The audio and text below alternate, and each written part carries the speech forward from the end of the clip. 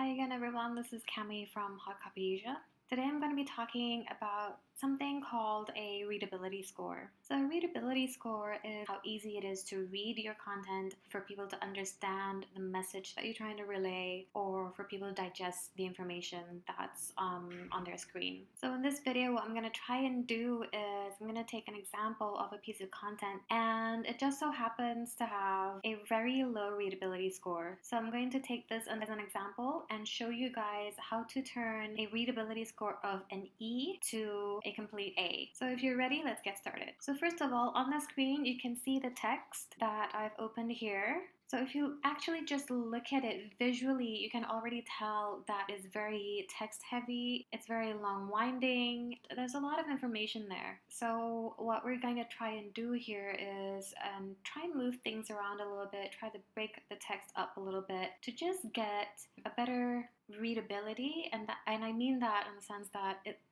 it's nicer to read on the eyes, but it's also easier to understand. So I'm going to go back up to the top of the article. Have a look at this just the first sentence alone. So you can tell, like, if you're having a tough time reading it, just imagine other people who are reading it and trying to understand the kind of message that you're trying to relay here. But what's interesting here is that the text itself is not bad. When you read it, it sounds really beautiful and verbose and interesting to read. But when you translate it into a readability context, it's really difficult to understand. It's really difficult for people to identify where is the information that I'm trying to look for here. So to show you what I mean, I'm going to take the text, copy it. I'm going to open up my browser to readable.io. Readable.io is a readability checker. I've spoken about this before in other blog posts. What it does is it measures text readability. So I'm just going to scroll down here and you can see I've already pasted the entire text into the readability checker. And when you click on measure readability, this is the score that it comes up with.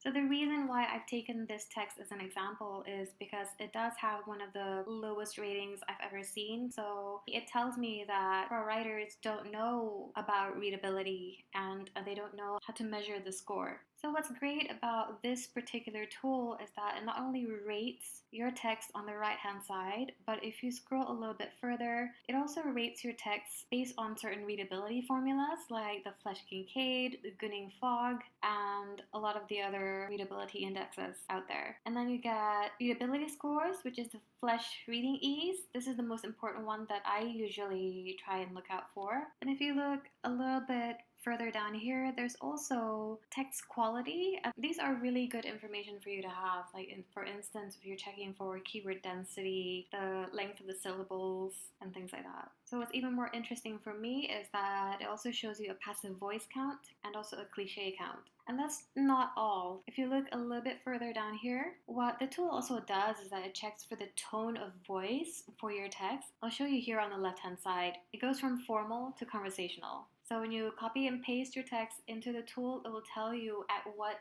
spectrum it lies on. It shows you the sentiment of the text. Now this is great for you to show clients and tell them, okay, I'm writing about your brand in a positive light, and also the voice, the gender voice of your text. And lastly, if you scroll down a little bit further, these are all the statistics that come with your text. What is interesting to me in particular is the timings. There's a reading time and also a speaking time for your text. So if someone were to read your content, how long it would generally take them. So let's take this text, try and increase the readability score from an E to an A. So let's go back to the original Word document. So here we are again. I'm just going to zoom out a little bit so I can see a bigger picture here. Now, when you talk about readability, one of the first things to think about is, does it look good to your eyes? Because when you read, it's always a visual experience. So let's start with the first paragraph, which is a really long paragraph, but I'm going to try and work this out and see how I can make it a little bit better. So the first sentence, and I'm going to take this out completely. If I search something online, I want to find my information as fast as possible, and this entire sentence sounds beautiful, but it doesn't give me the information I need, so I'm going to take this out. So what I'm going to do first, just visually, is I'm going to try and break up the text into paragraphs, larger chunks of text, so it's easier for me to work with, and then work my way down into like smaller pieces of text.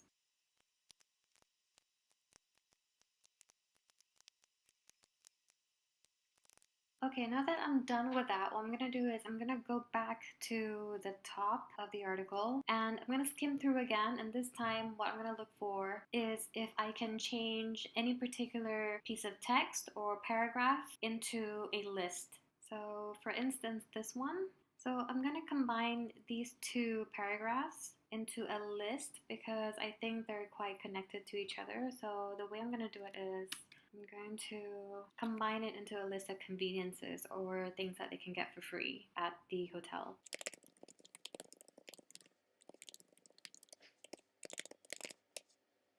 So from this, you can kind of understand what I'm trying to get to here. So when you take a piece of text and you turn it into a list, it's a lot more digestible. So that's where you want to get to here. People don't usually read very much. So what people do is they just skim through the text and trying to find the information that they're looking for. So in this case, if I wanted to know if there's anything that comes free with my room in this hotel, then I skim and I see this list. It already answers my question and that's it. It makes the readability a lot easier for me. All right, so let's go back to the top. And what I'm going to do next is I'm going to now look at the individual sentences and see if I can break those up a little bit more. One of the factors that make a really good reading ease is that every sentence is around the 20-word mark. So it's never very long and never very short.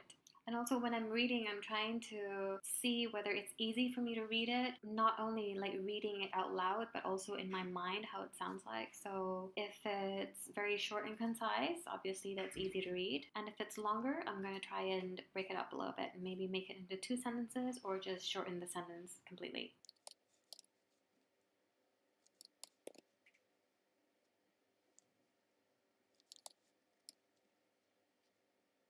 Alright guys, so what I've done here is I've rewritten the article. I've broken up the text into chunks of paragraphs and made the sentences smaller to 20 words. You don't have to be strict about it. It can be a little bit more than 20 words, it can be a little bit less, but that's sort of the general consensus you should stick to.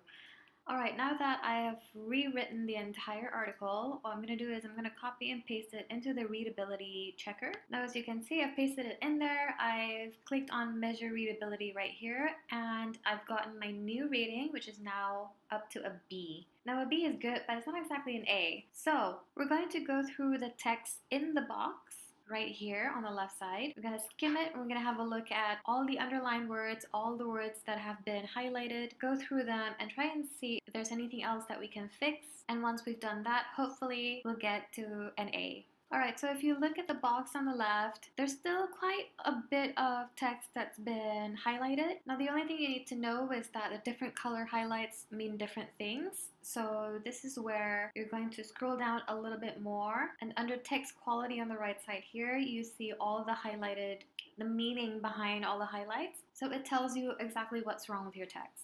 So in this case, I can see that most of my sentences have around the 20 syllable mark, and that's 60% of the entire text. And this is okay. Around 20 syllables is fine.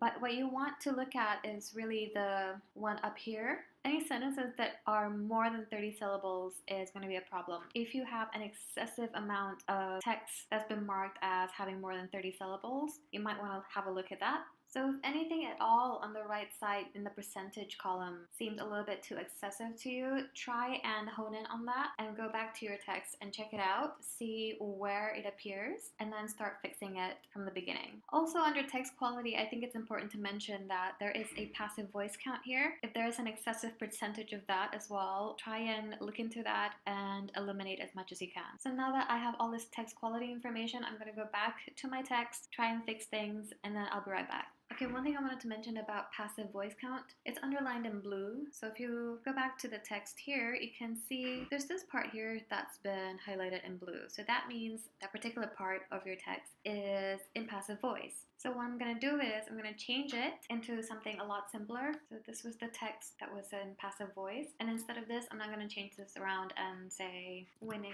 the prestigious TripAdvisor Traveler's Choice Award. Alright, so let's go back to the checker and let's see how this scores.